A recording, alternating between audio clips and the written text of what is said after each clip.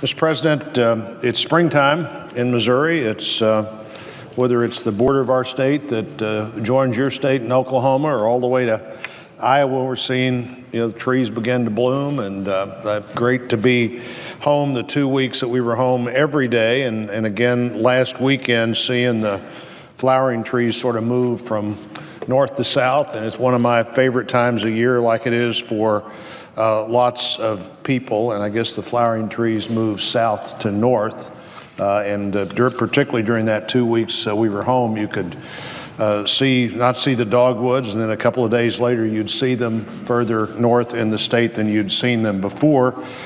People like the spring, they like the great weather, they like to get out and do things with their family, and only to be reminded sometimes as to just how fickle the spring weather is. The one thing that a lot of people I know, including most of us, dread in this time of year, however, is that the spring comes about the same time we have to file our taxes. That date comes this week, and if the weather's not predictable, the increasing reach of the tax code should be predictable and is predictable. Ronald Reagan said that Republicans believe every day is the 4th of July, and our friends on the other side believe every day is April the 15th. We're having that income come in now and see what happens with it, and it's the time of year we ought to look at what's happening with the money that Americans work for, the hard-earned dollars of American families. It's estimated that Americans will pay about $3.33 trillion in federal taxes, about half that in state and local taxes, a total of almost $5 trillion, or 31% of all the national income in the country goes to taxes. Now, Mr. President, if we're taking 31% of the money that every family earns at various levels of government as a country, we ought to be thinking about what happens with that and justify every penny of it. Another way of looking at that number is that Missourians and people across the country will spend more on taxes this year than they spend on food, clothing, and housing combined. A lot of people might ask where the taxes are coming from. After all, Congress in 2001 and 2003 said we were cutting taxes, but it doesn't seem to be the case when we pay taxes on the tax bill. And while we did cut taxes as a country in 2001 and 2003 and 2009, we put a lot of taxes in place. One prime example of what happened in 2009 is the $1 trillion tax hike in the president's health care bill. Now, $1 trillion over 10 years, Mr. President, it's a lot of money. It's $100 billion a year that the government hadn't been collecting in taxes, but now is. The Ways and Means Committee a few years ago asked the Congressional Budget Office, along with the Joint Committee on Taxation, to look at what the Obamacare taxes really meant, and they revised that estimate up. They listed 21 tax increases, including 12 tax increases on the middle class, and those 21 tax increases amounted to that $1 trillion tax hike. A few of these taxes have been delayed for a little bit. We were able to slow down the silly tax on medical devices. Who they thought that would help when people that voted for that bill and that tax, I don't know. But an extra tax on medical devices seems unreasonable to me. I don't know any single person that ever bought a medical device because they thought they were going to have a good time with it. They bought a medical device because they thought it was necessary for their health and their capacity to do what they do. And then not only do we collect all this money, not only we collect 31% of all the money that people work for in taxes, then we see the national debt continuing to increase. The national debt held by the public stands at about $13.5 trillion, but the national debt is really closer to $19 trillion because we owe a lot of money as a country and as a people to the places it's been borrowed from, the Social Security Trust Fund, all 19 trillion of those dollars have to be paid back. And it's hard for most of us to even begin to think how much money that might be, $19 trillion, but the gross domestic product, the total value of all the goods and services produced in the country is less than that. One of the primary indicators would say it's about $17.9 trillion. So another way to look at the national debt is we've managed to accumulate a national debt that's more than equal to everything the country produces in a given year. Everything that Americans work to make, everything we produce, the value of not just the products we make, but the goods and services we make is now exceeded by the national debt. There is no credible economic measure that would indicate that a country is stronger if you have a debt that's bigger than what you produce as a country than if you had a debt that was, say, no more than half the size of what you produce as a country. And we have the debt, and then we have the deficit spending. The government spends more money than it generates in revenue, and the difference, obviously, the deficit spending that we see happen year in year. Balancing the budget 2 decades ago wasn't all that easy to do. It required hard choices.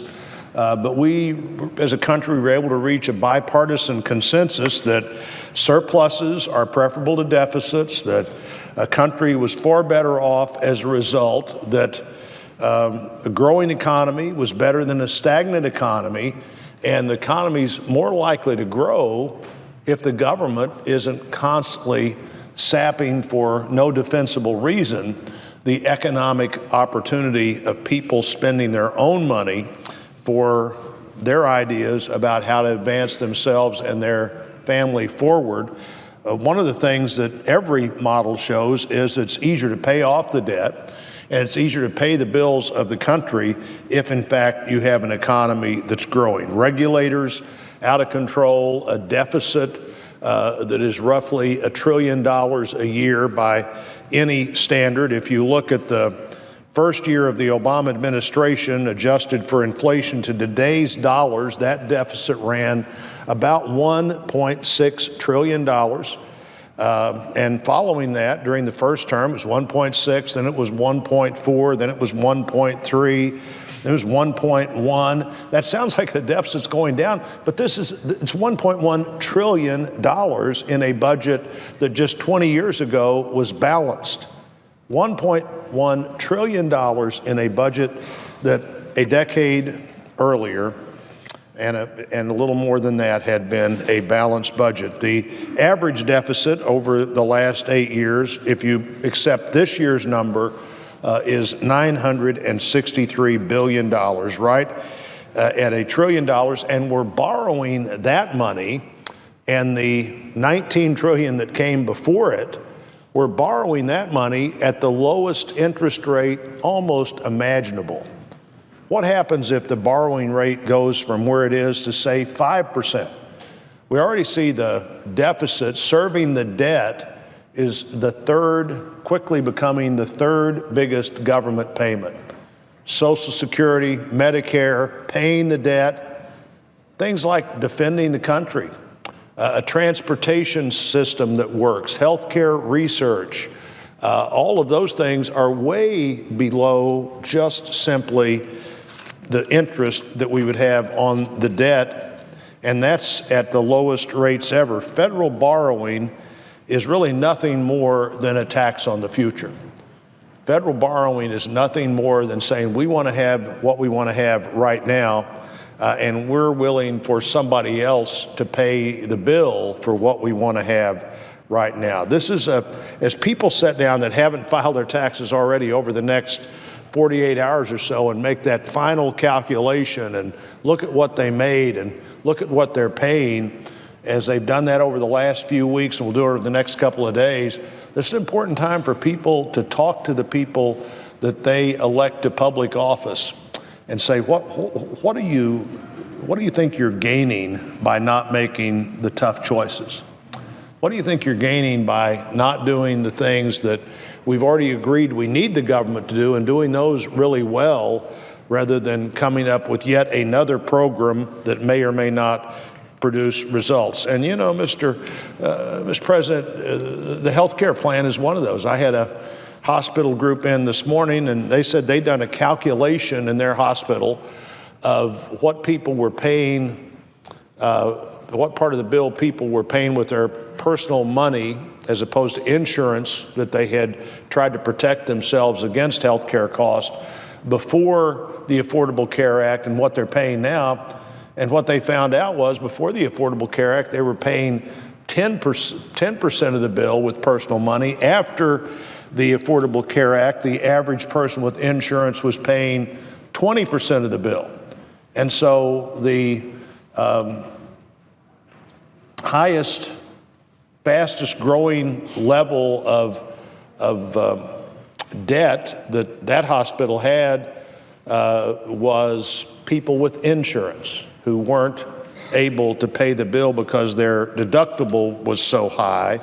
So we've managed to raise $1 trillion in taxes, insure almost no one in terms of total numbers. We still have about 30 million people uninsured, and the people that are insured don't have, in so many cases, the coverage that they had before. So people need to be asking what we're doing to mortgage the future and what are we getting out of that. Just as Missourians have a responsibility to ensure that their taxes are paid by April the 15th, we have a responsibility to ensure that their tax dollars are wisely used or not taken from them at all. The fiscal policy of the Obama administration over the last 8 years, I think, has been an irresponsible way to spend people's money. The cost-benefit analysis that we ask for comes back with silly things like we've evaluated how much people worry about something, or we evaluated how much people's feelings are hurt. What we ought to be evaluating is, what do we get out of these excessive rules and regulations and regulators and inspectors that truly is a benefit, as opposed to what do we get that's just one other additional burden that people are asked to pay for. And even worse than that, that people not only are asked to pay for, but they're asked to pay for and then ask their children and grandchildren to pay for by seeing this accumulated debt.